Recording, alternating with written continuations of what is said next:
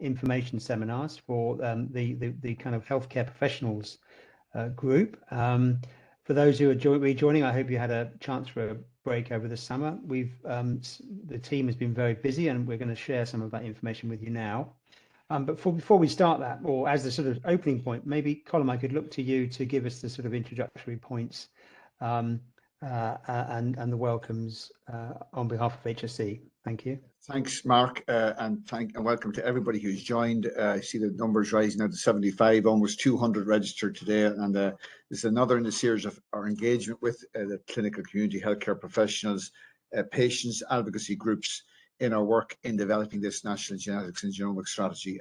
There's huge enthusiasm and interest reflected not just here in the numbers who registered today and the fact that this is a second such WebEx, but also we know there's huge enthusiasm here within the HSE and in the Department of Health. We've kept the department fully informed, and as some of you may know, there's departmental representation on the groups.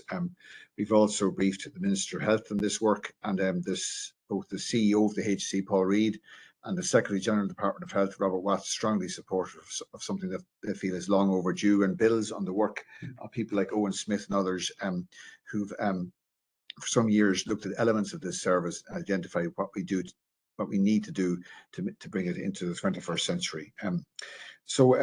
The project certainly, despite the time over the summer, is proceeding with purpose and pace. And I want to acknowledge the work of yourself, Mark, and all the other work stream leads who've been making sure this continues without break over the summer, so we can deliver this hopefully by the end of the year. And there's some things we do well in the HSE, I'd like to think, and included in these are national strategies. We've a national strategy which we've all signed up to for cancer, which is now part of the fabric of healthcare delivery in Ireland, and it evolved with increased understanding that outcomes were patchy and were inconsistent and variable, and that we were delivering too much specialist care on too many sites, and we're unable to maintain quality. And out of that came a national cancer strategy, which has brought investment with it and has brought us better outcomes for many of the major cancers.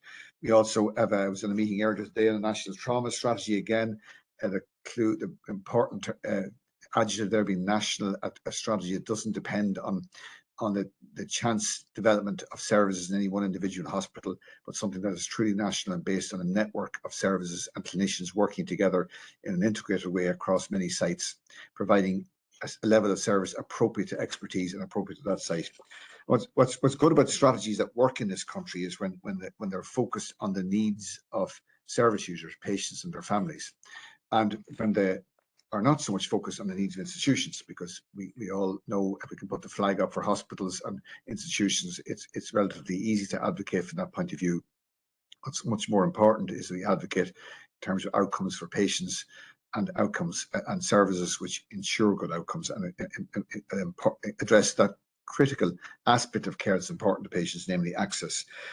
Other strategies, the common factors underpinning all these strategies is where they're worked out collaboratively, and where the recommendations are implementable and are implemented, which is key. Because of the numbers registered here, which are now up to 88, but there's almost 200, I said, registered. When the questions come through, we won't be able to answer all the questions on this particular meeting. We have grouped together some of the questions in themes based on the advanced questions, and any other questions come through in the chat we'll be answering by email. So just to give you advance warning of that. Finally, thanks again to Mark for his leadership to date on this, and to all the people from the clinical world and who've been working in this area for so many years, and who are contributing either through the work streams or indeed through their suggestions and their engagement with webinars such as this. And of course, thank you to Deirdre McNamara in our office for driving this over the past few months, especially over the summer season when it's so easy for these things to fall into a lull. So I'll hand back to you, Mark. Thank you. Thank you very much, Colin. And I echo all of those points about the hard work in the team, and also especially coming back to your point about making this sort of patient-centric, which we'll pick up. The next item on our agenda is actually on that theme. I don't know if Margaret Cuddigan has managed to join yet. Margaret, are you? I can't see everybody on here. So Margaret is one of the patient representatives on the steering group and has been she's on but can't unmute. Is there anything the team can do to help Margaret get a voice? Are you on a phone, Margaret, or if you can type in it, or are you on one of the people joining them? Sorry about this. We've on a Mac. You see, that's I didn't take that chance. Okay, so while we wait for Margaret, Maeve is working on that. Eileen is on the call, I think. Eileen Treacy, who is the lead on rare diseases in Ireland. I think, if you don't mind, we'll switch the order, and if possible, can we just jump through the slides and give Eileen a chance now? Sorry to jump on you, Eileen, there, but I think you'll make maximum use of time. If you could give your presentation on your perspective on rare diseases, and then we'll try and get Margaret to join us to give the patient perspective. Okay, so over to you, please, Eileen. So that's fine. So hello to everybody online. My name is Eileen Treacy.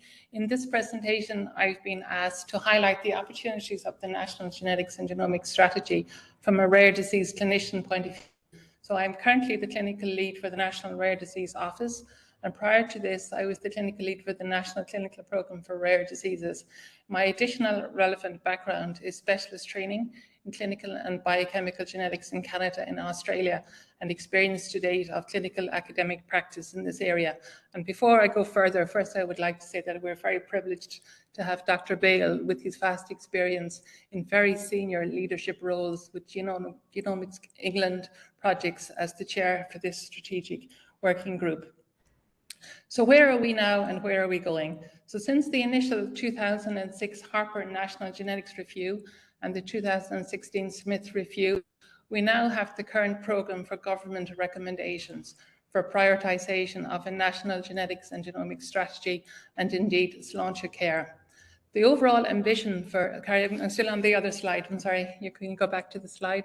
So the overall ambition for a person affected with a rare disorder is to receive timely, safe and effective care, and if at all possible, a precision medicine approach or a specific therapy. But obviously this necessitates a timely and accurate diagnosis. So over the last 10 years, the clinical utility of the new genomic technology developed from the Human Genome Project is now very apparent and real-time to us clinicians, with the increased recognition and diagnosis of rare genetic conditions and medical advances in treatments. So cancer, the #1 killer disease in Ireland, is the exemplar where knowledge about a small number of cancer predisposing genes has been shown to contribute to improved outcomes while reducing costs significantly. Now today, of the 20,000 or so estimated known protein-coding genes, there are actually 4,000 known genes identified to cause rare diseases. And the area of rare diseases is now also set globally to follow the cancer example, with the development of many novel therapeutic platforms, as emphasised by the ambitions and plans of the International Rare Disease Consortium collaboration and the 2021 United Nations Rare Disease Resolution. So next slide, please. There are a number of population studies which describe the cumulative burden of genetic disease. So the medical and surgical management of congenital anomalies and rare genetic disease is extremely costly, with increased hospital bed usage, not only in pediatrics, but also evident in adult practice, as shown internationally by a number of studies, and actually is recently illustrated by Drs. Emer Gunn and Sally-Ann Lynch at Children's Hospital Ireland. Next slide, please. So in this context, you will see in this slide the actual significant decrease in the cost of sequencing a whole genome from currently it's estimated about $1,000 US, but this is predicted to be less than $400 by the end of 2024. So these advances in genomic medicine will shorten the diagnostic odyssey, will guide care and treatment for patients, facilitate family testing and counselling, provide prevention and advanced population screening, but also of increasing importance, which we have to understand, will be the related cost savings and efficiencies. However, the enormous potential and clinical utility of this technology has to be underpinned by the appropriate population genomic studies, research and stakeholder education. Next slide, please. So how does this current strategy relate to the delivery of care for people with rare diseases in Ireland? So firstly, as you probably know, in the European Union, a rare disease is defined as one that affects no more than one person in 2,000. And there are at least 7,000 rare diseases estimated to affect 6% of the population. So at least 300,000 people in Ireland. And rare diseases are often seriously debilitating and life-threatening. But the challenges are really that there's only treatments now for up to 6% of rare diseases. And what I want to point out really from this slide also is that 70% of rare diseases have a major genetic component. And it is relevant to point out that for what will be our national testing directory, that an estimated 98% of affected individuals with rare diseases have one of 390 of the most prevalent rare diseases. Almost 90% of rare diseases then are very rare, with the prevalence of less than 100,000. Next slide, please. So the diagnostic odyssey is well known in rare diseases, and this is described as taking at least 4 years to reach a diagnosis, and the fragmented care journey for many patients with rare diseases is associated with limited access to genetic testing and genetic counselling, and this is well known. And I'll go on to the next slide. This is still very problematic in Ireland, as recently highlighted by the 2022, this year, Rare Disease Ireland Rare Barometer study. But what's very interesting is that the Irish rare diseases stakeholder priorities, noted for now a number of years, are similar to those also documented in the UK and Europe. And this emphasises the need for improved diagnosis, coordinated care, and improved access to specialists and treatments. Next slide, please. So we wanted time to discuss policy, but these are the background papers. So the first, as you know, the first National Plan for Rare Diseases and the Model of Care for Rare Diseases made a number of specific recommendations to improve genetic diagnosis and care pathways for people with rare diseases, which are relevant to this current strategy. Now, so as clinicians, we are obviously concerned that any genetic and genomic testing provided to our patients is timely and of high quality, with the appropriate pre-test and post-test counselling according to international guidelines and best practice. So currently, the NHS National Genomic Medicine Service has an extensive national test directory for the 54 million population of England, and now provides full genome sequencing for 46 rare disease clinical indications and over 300 specialist rare disease gene panels. But as illustrated in this slide and diagnostic algorithm, it will be necessary to carefully review the Irish capacity and laboratory and specific clinical expertise available to our rare disease centres, which will be required to provide the extended genomic service nationally, tailored to our own specific population needs and our population size of 5 million. For example, a presentation may need a particular specialist in the area of rare diseases, or if there may be a complex pattern of inheritance which will require extensive clinical genetics input, or a single gene may be involved, or there may be an approach to use panels for multiple genes, and indeed, sometimes the actual diagnostic pathway will be more in the research domain, and as such, we will need international and cross-border collaboration for the diagnosis. And to this point, we're aware also that a diagnostic pathway with international collaboration will be required for those undiagnosed rare diseases patients. Next slide, please. So one query which has been forthcoming in this consultation is how does this strategy align with our national involvement with European reference networks according to the recommendations of the EC 2011 Cross-Border Care Directive? So as you probably know, ERNs are virtual networks for clinicians and researchers across hospitals in the European Union, with the goals to share expertise, knowledge and resources on rare diseases. And you'll see the areas covered here. And just the next slide, you can see that Ireland has now joined 18 actually of these ERNs as of this year, with 5 academic hospitals hosting the lead applications connected to national networks. And in the mapping work to date, these are linked to actually 112 expert rare disease clinics in Ireland. So next slide. And so basically, there was a minimum data set or common EC common data elements which will be needed for these registries. Next slide, please. And the implementation of particular ORFA code is necessitated, which is it's in progress at the moment. But just to go on to the next slide, and I'm nearly going to finish then, to say that in the work that we'll be doing in terms of the ERN collaborative clinical and research work, which will involve cross-country genomics and other omics collaboration, we will require the participating sites to use the EC interoperable common data elements. And these elements actually contain information about genetic diagnosis, the code, availability for research, biobanking, etc. So next slide, please. So genomics itself does not provide quality of care, and the central theme here from patients and from stakeholders is the development of patient care pathways, and we have actually mapped out these pathways in collaboration with Rare Diseases Ireland, lead clinicians and patients across the country, and they are currently in development. But what's really relevant here is that what we noted from the patient involvement is that over 90% of the pathways need direct access to genetic counselling and to genetic services. Next slide, please. And just to finally mention that basically the research collaboration opportunities for the cross-border care diagnosis of undiagnosed rare diseases. So the HSE has recently been nominated to join the upcoming EU for Health ERN integration joint action. And this action will include a very important work package for undiagnosed rare diseases. And also to this, there is an extension to the current European Research Joint Programme on Rare Diseases, where the EC is planning an ambitious co-funding mechanism of at least 100 million EC contribution over 7 years, which will commence in 2024.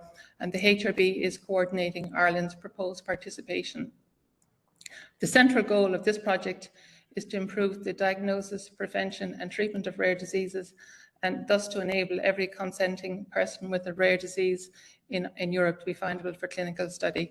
So I'll finish with that, and thank you for your time. And please note the Rare Disease Office contact details here if you have further queries in relation to this. Thank you.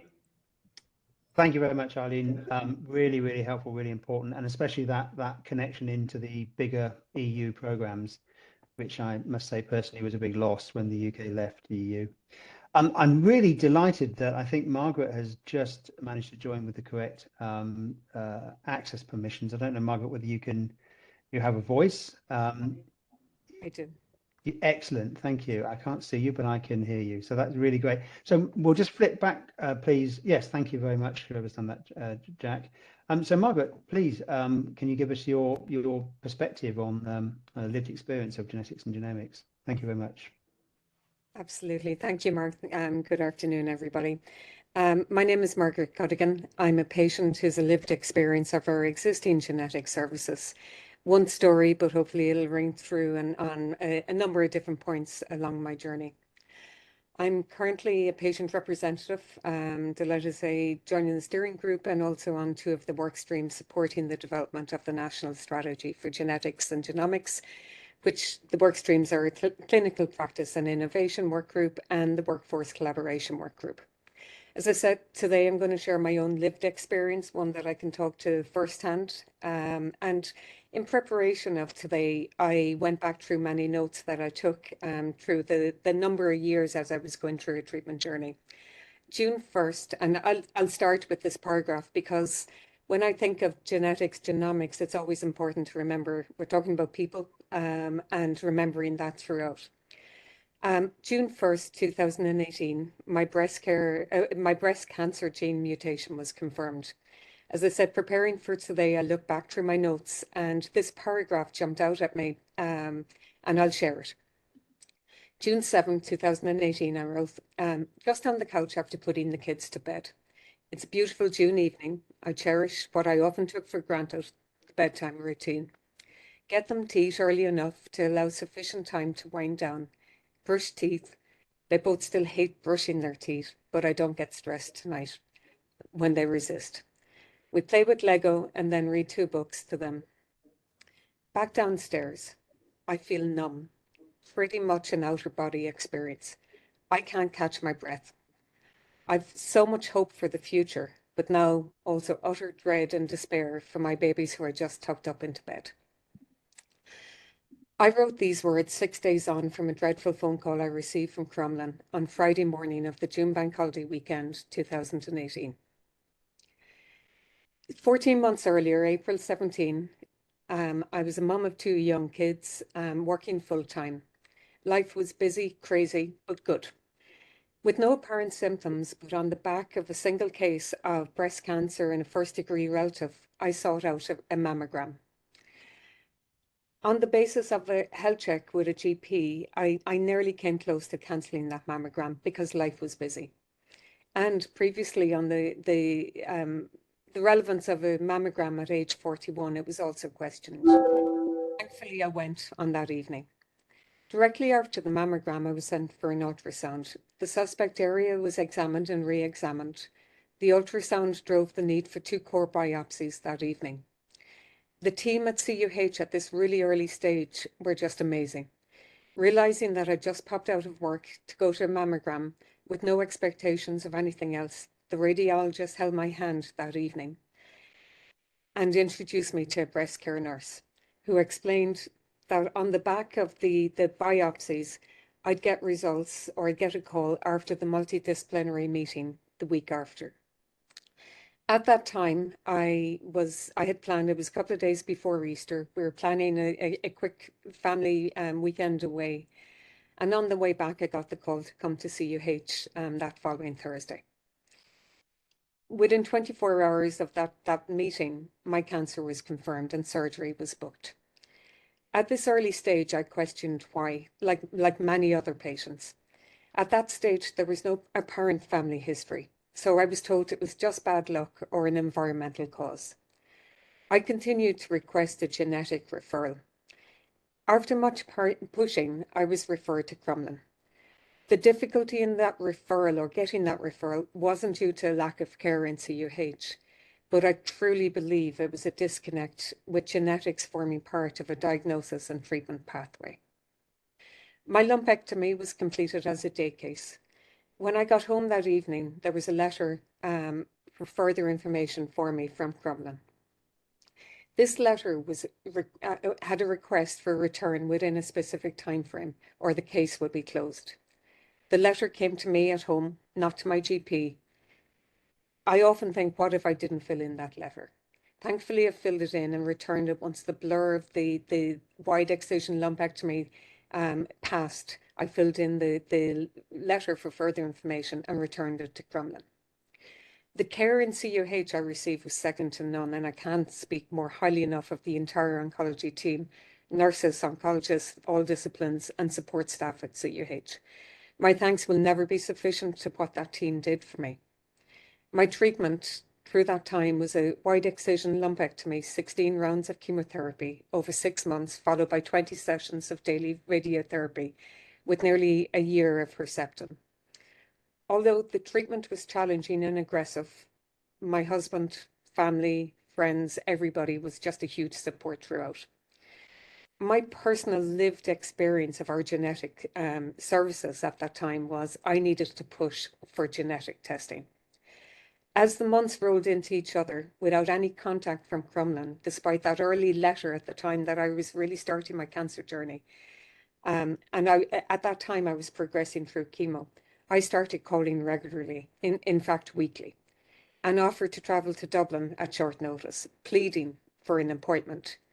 In late January, I got a call to come to Dublin. At that time, I had to postpone a radiotherapy session to receive the test.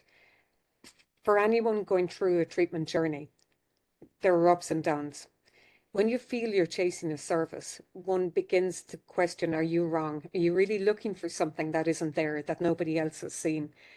And that adds to the angst. I understand research by the Irish Cancer Society and UCC would also confirm that a large volume of patients will drop out of the service due to delays in accessing.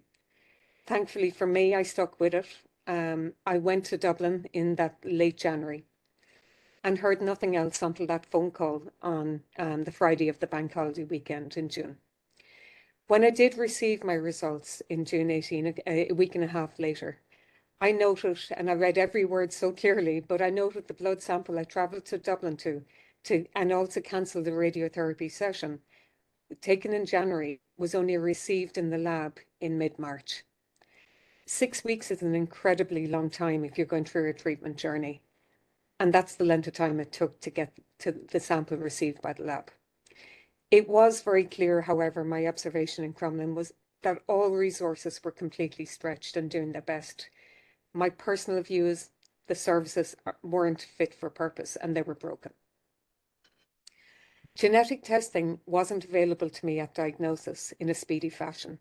In those 14 months waiting for a result, I went through lumpectomy, chemotherapy, radiotherapy, and everything else that I just described. Only for when BRCA2 mutation was confirmed, I needed to then navigate a path of risk-reducing surgeries. I chose that path because I had been through such a journey to fight for survival. One of my observations here is that there isn't a connected process to navigate patients through this process. And it can be an incredibly lonely journey when you're trying to seek out surgeons and different routes to be able to access a service and to access the risk-reducing services. So once I received the news of the gene mutation, I navigated the path of the risk-reducing surgeries. As I said, there wasn't a cross-discipline genetic clinical service available to support this journey. I researched and sought out surgeons and went ahead and did a BSO and got a bilateral mastectomy with reconstruction. Some of the images in this slide will just show obviously different stages along my journey, along the 14 months. And then finally, when I look and reflect on my own personal journey, really my lived experience and my personal view on a ask for change is really to bring an urgency to improve the services. 9 months to get a test and then a sample sitting for 6 weeks to be received by a lab just isn't good enough. I believe there should be a service that's robust and with equivalent access no matter where you are in the country. Genetic counsellors, in my view, should be embedded in clinical centres of excellence. In my case, it would have been cancer. Access for family members. As I said, I'm one of a large family. I have 2 young children. I don't want them to have to navigate the path I did. There should be support and follow-up to access these services. Really, I do believe as well, patient advocates supporting to navigate the risk-reducing surgeries. There's lots of information. I think part of this is in counselling, but part of it is accessing service. Pathway for patients needing early diagnosis to guide cancer treatment. I firmly believe my treatment journey would have been different. I have no regrets. I'm bloody lucky to be here. But again, my path probably would have been different if BRCA2 was known early. We must leverage best practice internationally. I did research. I think and I know we're looking at it now. Again, in my case, I got the clarity of BRCA2, but I think there should be a registry of variants of unknown significance for people who don't get that clarity. Workforce planning to encourage and attract the resources into genetics. As I said, in Crumlin, it seemed to be incredibly stretched. It wasn't that somebody didn't want to do something. It was the service wasn't fit for purpose, in my opinion. Create a patient master record as a key enabler of data collection and quality across services and pathways. And again, see genetics and genomics investment as a cost saving. I'm now back in a workforce contributing. I had to take time out to go through a treatment journey. But really, by early information, can we avoid future diagnosis and enable early diagnosis? So to conclude, the last image is an image of me with my husband and 2 kids, and thankfully my future is bright. I've come through a journey and I'm really, really optimistic for the future and really optimistic for the improvement in our national services. So thank you.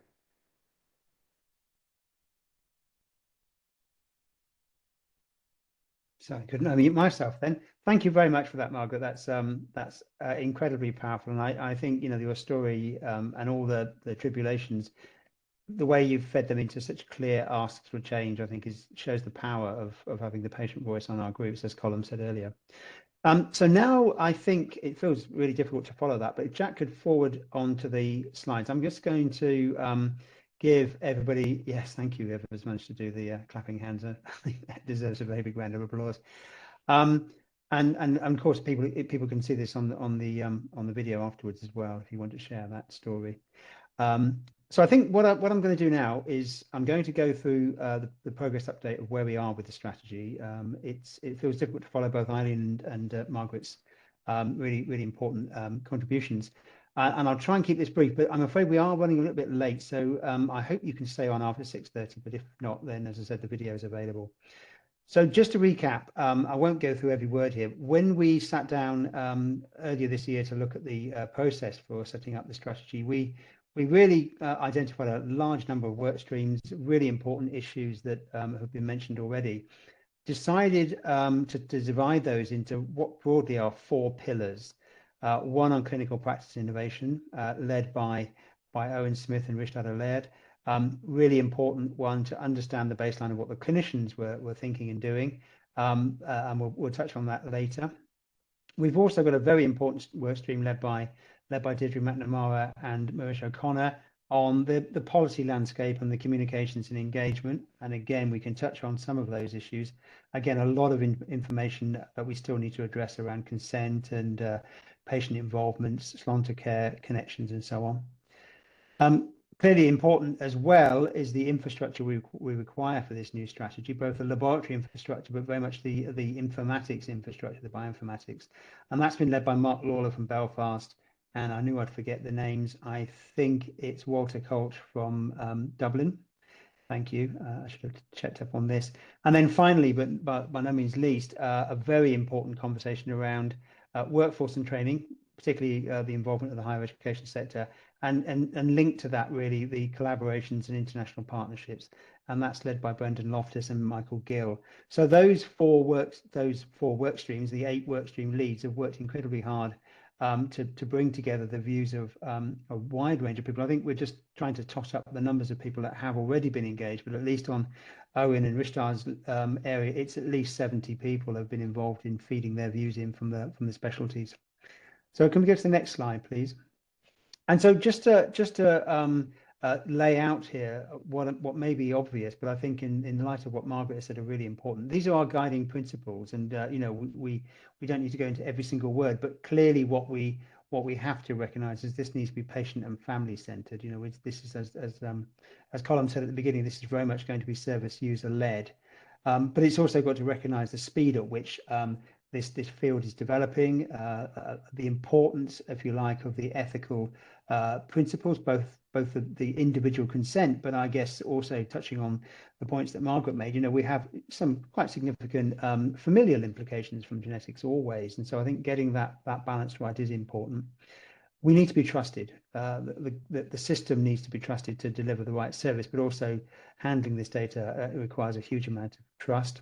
Empowered and inclusive are obviously important key principles here.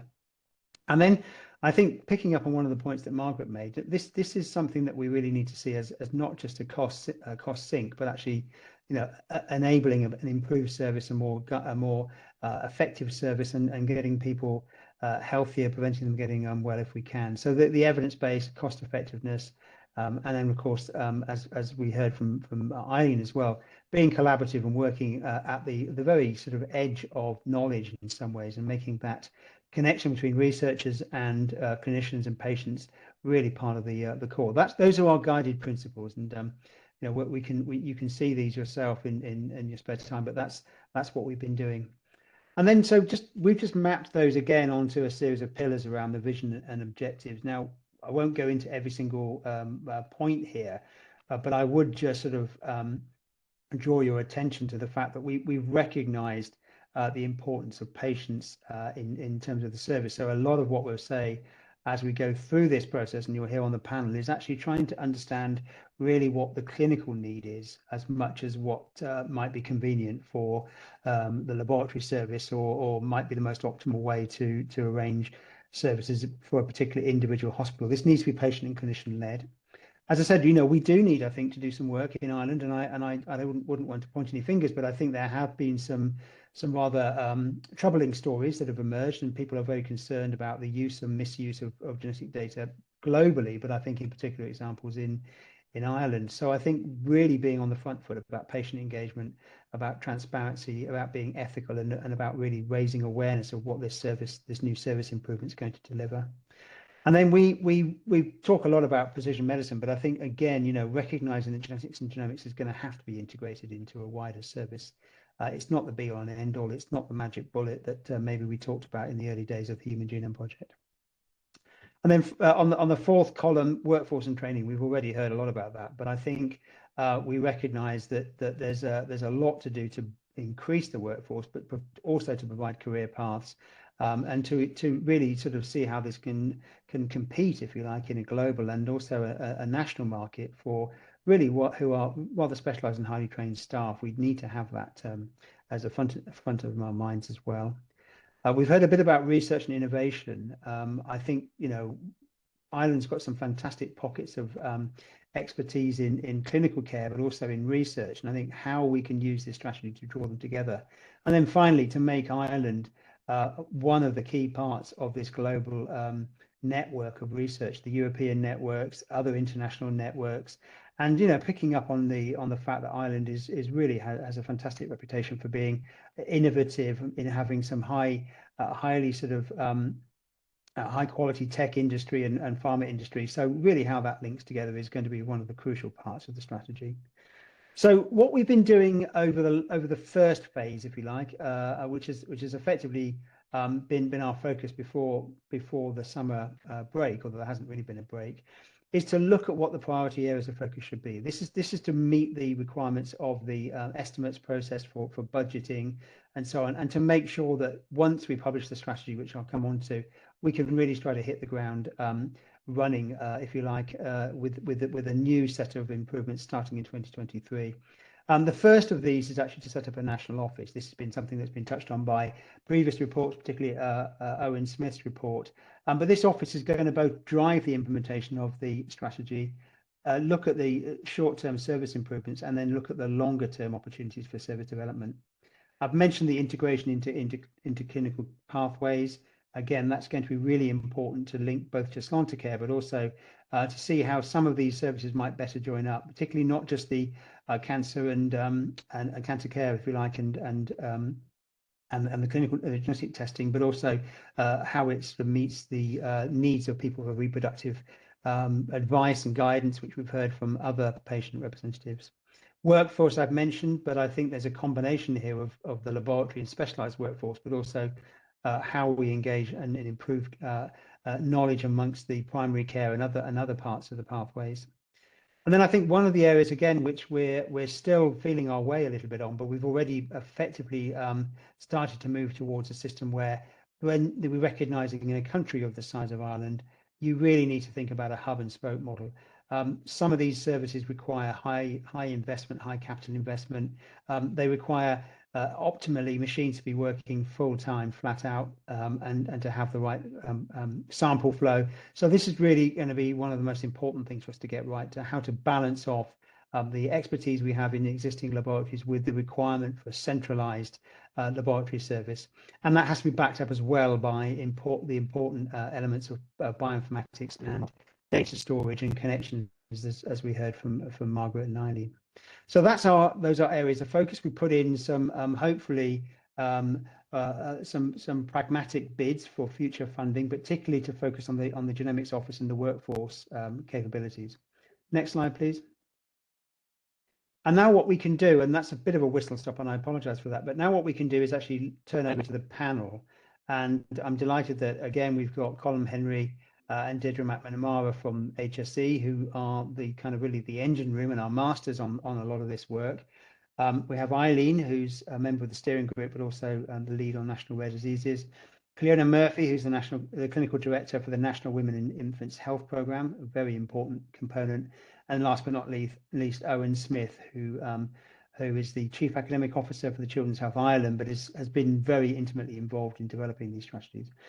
And then if we look at the next slide, what we've recognized here is that we've got a lot of people. Here's a word cloud of the names and titles that you gave when you registered this, which really, I think what we're trying to do here is not answer all your questions, but actually get the answers from you if we can to some extent. So what we've got is a series of questions that were raised and grouped together at the registration stage. We've got the chat, which I think is, yeah, all these thanks from Margaret, I agree. And also what we'll try and do during this, and I'm looking to colleagues Joyce and Maeve to put up some polls and get some quick feedback from you.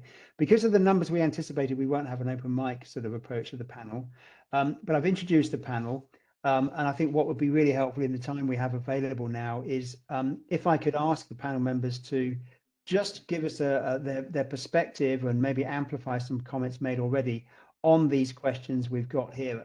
And I think maybe if I may start with Colm, if you can just take a look at these questions, and we've had these for a few days now, and maybe you could start with just addressing some of those key points around things like workforce and how we're going to take this one forward, Colm.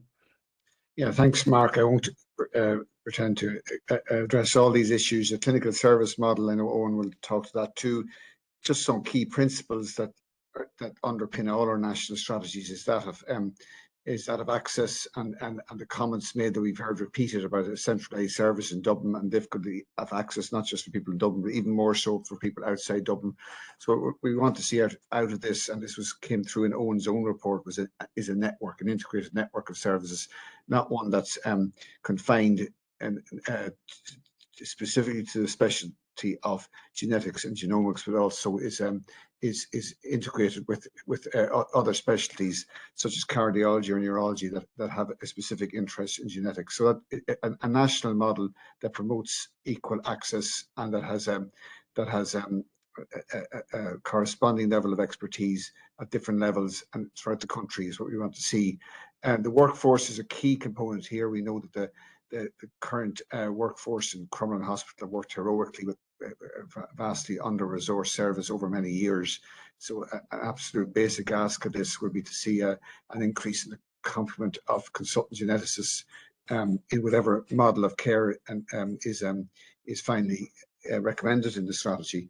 And of course, we've put in submissions, I think you alluded to this already, into our annual estimate cycle for counsellors, again, recognising the deficit that exists in terms of patients and how they articulate their needs. So there's a lot of work here.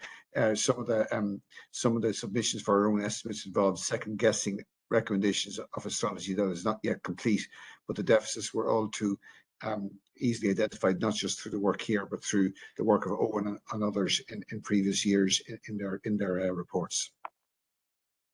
Thanks.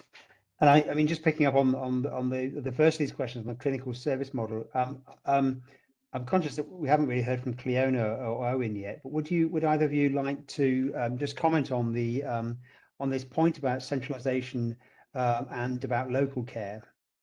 I'm not sure if Cleona, if you have any perspective on that from the National Women in Infants Programme, or Owen? Yeah, I'll certainly speak on that. I mean, with regard to, I suppose, perinatal requirements. I mean, we're a small country, and certainly from engagement with stakeholders, that what we hear again and again is the need for geographical equity with regard to access, but a recognition, for example, there's 19 or 20 units. It's not possible to have each unit with a genetics lab, etc.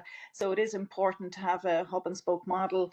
I mean, I think it is important from perinatal genetics that that fits into the national model, however that ultimately is produced, so I think there is a recognition from people that yes, we're a small country, and they're definitely the planning is really important, so that there aren't cities that have good access, but others that have to involve word of mouth, and we've heard about the turnaround times and that. So I think there's a recognition on the ground as to the general direction that we need to go, and that's from a broad range of clinicians, I would say. Thanks, Cleona. Mark, just yeah, please, Owen. totally agree with Cleon. So every specialty is obviously different, they have different needs and whatever. But the one thing that's come through when we reached out to 11 or 12 different subspecialties dealing in genomic and precision medicine, the one thing that came back basically was they needed, and Colin alluded to this earlier on, they need more manpower. They need, in terms of counsellors, they want to actually keep their patients where they are. They don't want to centralise. They don't want to put them into one particular unit in the country. So again, it's in keeping with Sloan Care. So the model has changed. So when I wrote my report back in 2015-16, genomics and genetics has changed dramatically in the in the last 7 years. So we need to bring this revolution, these technologies into the Sloan Care model and deliver it locally. You know, that's not to say that the laboratory model is going to be the same. It may be centralized for whole genome, exome, and whatever transcriptome sequencing or whatever. But we need to bring the services more locally. And as we heard earlier on from Margaret, I mean, this is an essential component to that as well. And just to highlight, the reason why I picked 7 or 10, 12 subspecialties within medicine to reach out to them, the reason for that was I heard all of those people I reached out to at a recent meeting in May that was organised by James O'Byrne in the Matter in terms of a European educational programme. And I was aghast. I was amazed that there was so much of this work ongoing in this country in terms of precision genomic medicine. And a lot of this stuff is happening outside the country, i.e. testing. And we need to repatriate that stuff into Ireland and deliver it to our patients. Yeah, thank you, Owen. I think several points in that. I think one of them, picking up on that first point, and particularly looking at Vicky McGrath, has put a question in there that really I had a question in my mind when Margaret spoke, is why did Margaret have to go to Dublin to have a sample taken for her testing? Has anyone got any thoughts on that? You know, surely we should be shipping the samples, not the patients, unless Margaret I just go to quickly Dublin for some reason. Can I just very quickly comment on that? I mean, the whole issues with care pathways are clinical practice guidelines that are translated to local use, so that a patient in any part of Ireland should have the same care pathway. And I think that's why it's really important in this genetics and genomics strategy that we agree on national care pathways, so that some of this could be done through telemedicine, through sending a sample, sharing expertise, because we can't have this 1 or 2 centres, because we see with COVID-19 and other things that will happen, it just doesn't work. Yeah, thanks, Ryan. And I think the tools that you mentioned, for rare disease networks across Europe are going to help to put that in place. And I think what's also interesting, and I don't know now who I haven't come round to, but I'm not conscious that Deirdre hasn't. I don't know if you can actually get to the microphone, Deirdre. You're sort of hovering in the background there. But I think this question about laboratory services and about the laboratory hub and spoke, and whether that's different from the clinical Sloan Care near patient side. Could you just sort of give us your thinking on that, please, Deirdre? Because this is quite an important operational and practical point. Hi, Mark. Yeah, I suppose as part of the work, we do have a workstream leads. Mark Lawler and Walter Kosh are our workstream leads that are looking at infrastructure that includes the laboratory model and where we move with that. As part of the strategy, we would like to have a level of definitiveness about what we see as the model that would be best suited to the delivery of a genetics genomics service in Ireland, in both the short term and in a long term way. So if the long term goal is the centralization, a big central lab with the centralization of tests, etc., or what our long term goal will be, there are discussions that are ongoing. They're very live, robust discussions. I do know that our colleagues, and I won't pretend to be an expert in laboratory diagnostic testing, but I do know that our colleagues are looking towards a hub and a spoke approach. The detail behind that we're trying to articulate into a more definitive recommendation, so that when the strategy is launched in December, that the national office, please God, that we will establish as a priority in 2023 will have a very focused objective in a laboratory infrastructure. So they're still ongoing. Can I also say that for all of the healthcare professionals that have joined this evening, that this is still a journey that we're moving through, and it's very much our intention as part of the strategy development with Mark, with our clinical experts that are here and not here tonight in Column, to meet focused groups between now and December to discuss any recommendations that do seem to be coming out strongly from the work streams around the delivery of laboratory services or clinical pathways or the approach to testing, and to ensure that they are the majority, that they represent the majority rather than the minority, because even though we do have 80 experts, like you mentioned earlier, Mark, on the strategy, we are also cognizant that it's not everybody and that there are other voices out there. Yeah, thank you. So I think if anybody else has anything to add to that, we were going to try and do some polls. I don't know if the team has done them and I missed them, but are we trying to sort of see if there's, I think the questions that we were looking for, and we can use the chat if that's easier, is, what have we missed, or what questions do you think we're not covering yet? And what should the priorities be, which I see some of them coming into the chat already, but what should the priorities be? And I can't read my handwriting about what the third question was. But I don't know if the polls aren't working, but coming back to what Deirdre said, we really would like to get some feedback on what we need to cover. There's a technical blip on the polls, I think. I think we've mentioned already the link to the clinical pathology service, and we've had a very useful meeting with the working group that's led by Patricia Byron, and our timelines are not a million miles apart, which is really helpful. And I think there's a level of expertise on there which is great to tap into. There's a discussion about international collaborations, and I think again it would be good to reflect on that as a panel. International collaborations, both for research but also for testing rare diseases. Eileen, I don't know if you want to say anything about that, or whether you can see the chat questions coming from Laurie Ekstrom. Yeah, you wanted me to comment on that, Mark? Yeah. On that sweet spot between what Owen said about repatriating tests and about the fact that we can't be expected to do tests for all 6,000 rare diseases in Ireland. Yeah, so just that kind of follows up a comment put in by Vicky. If you have an ultra rare disease, say prevalence 1 in 100,000, you might do 2 tests a year.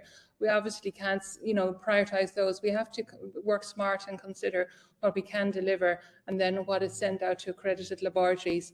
And obviously, if there'll be certain panels that we have to develop because of the need. So I think that's the strategy going forward. But going back to the clinician's point of view, we really need very significant input from the clinicians at the centres of expertise, and again through the pathology services, to what the capacity and the current actually kind of sort of preliminary directory looks like, so we need that information moving forward. Yeah, thanks. And so we're just taking the slides down now while we do the poll, but I think there is a really interesting question in there which I always hesitate to get involved in, but how can we collaborate with and leverage resources in Northern Ireland? Again, a question from Vicky. Does anybody want to say anything about that? I might come into that if that's okay, Mark. We have a good record, more than people think. It's an awful lot of work done below the radar in cross-border pediatric cardiothoracic services. We have cross-border cardiology services between Derry and Donegal, and we have a range of EU-funded projects which have been quite successful at bidding from both sides of the border, which have created local cross-border initiatives. But for this work, as we did with trauma, we've left what we did with the trauma strategies. We left it open, a kind of a not unfinished chapter. We left an open-ended recommendation that we would include Northern Ireland in all island trauma strategy to go beyond the 2 networks we have, because even the geographic needs alone for trauma would determine that Donegal trauma would gravitate naturally towards Belfast, and some of the southern areas of Northern Ireland, such as South Armagh and so on, will gravitate towards Dublin. So there's ample room for us. Certainly the Department of Health would be the main guardians that kind of engaging with the Department of Health in Ireland. But I hope to see some recommendation coming out of this to cover that. Yeah, thanks, Colin. I was hoping you could say that. I think I saw similar connections from Eileen's slides, but it may have just been a trick of the getting some feedback here. Yeah, so we're trying to do the poll. I don't know if that's working for everybody. Is that working? I can see questions come up, but I can't see any answers.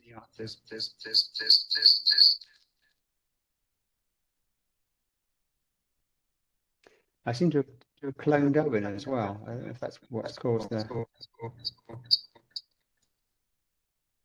You're appearing twice, Owen.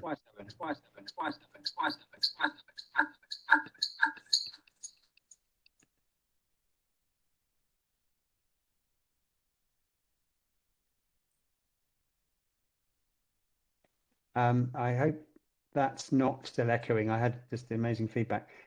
Looks like the polling isn't working, but we are getting some really interesting questions coming in the chat. So I think maybe I'll just go back to that while in a few minutes available. Still, we're still, I think, mastering the technology here, but it's been good to see the chat, and I hope you haven't found it too frustrating. There's a question here about time-sensitive testing and clinical review from Brenda McDonnell. It's a question of statement, I think, really, but I think it does come back to that interesting comment that we had before about how do we get this balance right. Clearly, you said about perinatal testing, but the kind of the rapid fetal testing and so on. I guess that service has changed in Ireland as legislation has changed as well. Is that something that's been developed through your group, or is there anything we should be working together on? So yeah, so to Brendan's point, yeah, so I mean there is a lot of expertise in the fetal medicine community, but you know, what I'm hearing back is the need just for yeah, I suppose pathways regarding the testing and where it's going, and all of it. So I think the broad agreement is regarding geographic and collaboration between neonatologists, fetal medicine, genetics. You know, we need to use all the expertise that is there rather than, you know, siloing that expertise. So I mean, that's what we're hearing back there, and then to have good governance in that, you know. So I am confident that we will get to a place where those services are much better than they have been in the past. As we've all said, you know, the last few years have, you know, made huge advances with the testing that is available, and I suppose it's just to make sure, you know, that appropriate testing is being done, and that we, you know, are safety netting that with the appropriate counselling and supports of genetics. So Brendan's point is well made. Yeah, thank you, Claire. I'm just seeing now that the poll results are coming in. I think I'm just going to quickly read them, and if you can read them yourself, I hope. We've covered many of these points. I don't know if this is actually, if you like, a ranked list. I can only see a kind of very narrow window on my screen, I'm afraid. Maybe Maeve or Joyce, you could tell us if this is a ranked list of things, or if there's any particular reason for the order that I've seen on the screen here for both questions. No, I'm not sure. We can unmute you. But I think this is Joyce here. What you're seeing now, this isn't the results. This is actually another poll, two different questions. I see. Sorry. Yeah, so the first poll, I'm afraid we had some technical difficulties and WebEx didn't record the answers. 11 people chimed in with what they were missing from that slide, but the answers weren't recorded. So if we could actually pop those into chat, we'll be sure to address whatever we're missing out on. We really want to hear your feedback. Yeah, thank you. As you can tell, we're still kind of trying out the technology here. And I think, you know, we will be trying to see if we can do some more of this conversation and get some feedback at the Irish Society of Human Genetics, which I think is next Friday. But here's another poll for you to answer. I think I'm looking at the chat as we do this. But if you see any questions that you'd like to chime in on, please, it would be really good. They're in the sidebar here. And they're also conscious of the time if everyone's able to stay. That would be fine. We've had a couple of questions that are now off the screen about the integration of genetic counselling, and that's something we've given as a bit of a priority, and we're optimistic about that. But as well as the idea of a genetic counsellor in the formal sense of this, and we've heard some very interesting feedback, we've also picked up from the patient representatives something around clinical coordination, sort of helping patients navigate the system, helping patients connect the different things together. And that's something that we're hoping we can get to address some of the points that Margaret mentioned, and as we've also had from Karen, one of our other patient reps, is it's really difficult for them to manage appointments and to make sure that letters are being passed from one clinician to another. So that's a genetic resource that we're hoping to be able to develop as part of the strategy. Would anyone like to comment on the points that are being made about some of the more technical aspects of the testing, you know, exomes versus panels, or whether we should be doing whole genomes and rapid genomes and so on? Owen, I wonder if you are able to see the questions. Yeah, Mark, I mean, as I was saying earlier on, this space is moving so fast. I mean, you know, for example, if you look at the cancer space, you know, panel testing is probably adequate at the moment in terms of adult cancers, you know, a 500 gene panel. But in children and adolescent cancers, it's not appropriate. It's in, you know, we need, you know, we need genome and transcriptome sequencing, because these are they're the drivers of these cancers are only picked up using those technologies. So as we will see, this space is going to change rapidly. And I think Eileen's slide, Moore's Law there, it's actually coming down faster than I would suggest 400 euros per genome. So this space is rapidly advancing. And by the time the strategy is published and by the time we start the implementation phase, I think the technology is going to boot on further as well. And I think we'll be in a different space. So yeah, it's fortunate, but it's unfortunate as well. You can't nail it down, but we need to be flexible going forward with the technology. Yeah, and I think that's one of the big challenges for the laboratory, what you might call reconfiguration, is to how we can spot those opportunities and develop the services in good time. And Mark, could I just add to that as well? Something you know, came up on one of the slides about research. I think this is very important because, you know, Eileen made a statement there, and you know, and it's absolutely true. For all of those thousands of rare diseases, only 6% of these rare diseases have a therapeutic intervention. And the only way we'll get to sorting that out is through research, because, you know, today's research are tomorrow's interventions or cures. We have to engage, we have to partner with our academic colleagues in research, as well as, you know, I would say pharma and big industry in really taking this forward at significant speed. Yeah, I would agree. That's one of the areas we're still continuing to have that conversation about the research collaborations and also the connections into pharma and other providers. I think I'm just conscious that we're running a bit over time, but we now should have got the results from the poll questions that are on the sidebar. So what I think Joyce or Mabel can do now is show us what that comes up with, and we'll have a brief reflection on that, and then we can move to the closing stages. So looks like this is where the screen's too small. It looks like we've had a number of really useful feedbacks, although from what I can see, the bar graphs are pretty similar, except for no answer, which is in the lead.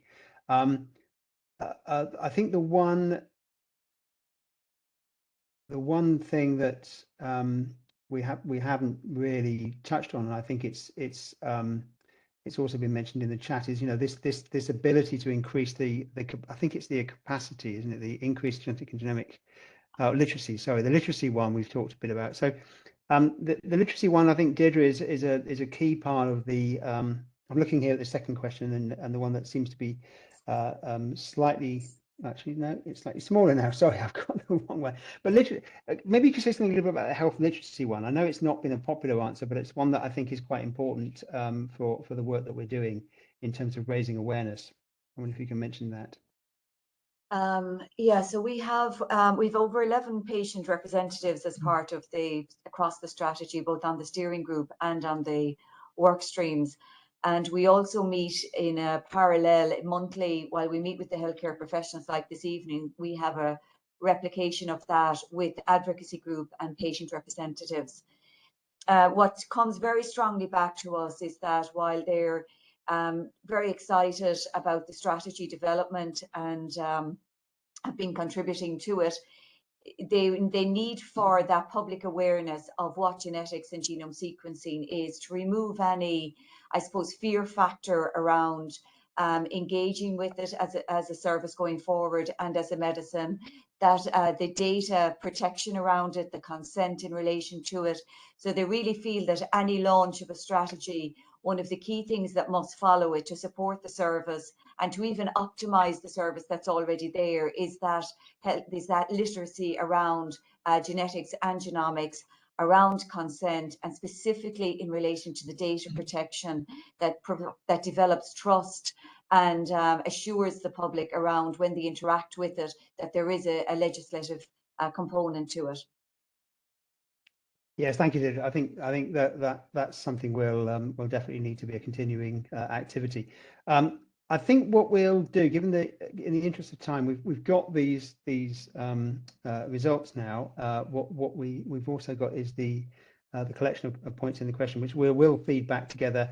And if you've got any further points, then please feed them into the team, and I'll give you the best contacts for that later. So thank you very much to the people on the panel and for the speakers and so on. I think what I will do now is just start to wrap this up with a few points about the next steps. If I can have the next slide. So we're in this in September already. We're in this phase still now where we've got these initial findings, these initial areas for consideration and key priorities that we mentioned. There's now a sort of fairly rapid process, both of this type of engagement and discussions with other advocacy groups, where we're sort of still refining what we mean by some of the areas of work.